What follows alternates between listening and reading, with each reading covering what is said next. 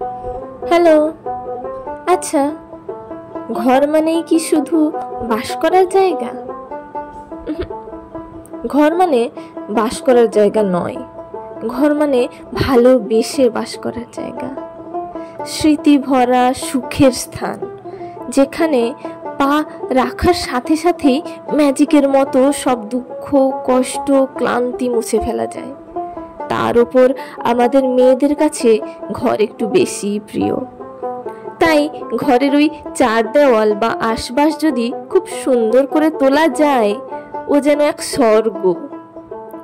আজ তাই এই কৌটো আমার হাতে দিয়ে বোন বলল, এটা খুব বোরিং, কিন্তু ফেলে দেওয়াও যায় না। একে একটু সুন্দর করে দে না, যাতে আমি আমার কিছু জিনিস স্টোর করতে পারি।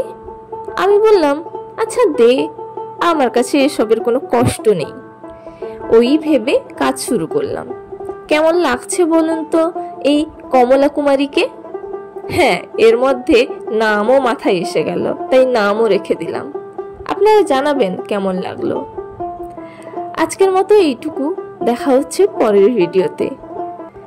পারলে সাবস্ক্রাইব তো নিশ্চয়ই করবেন। টাটা। স্টে টিউনড উইথ মন আর মুড।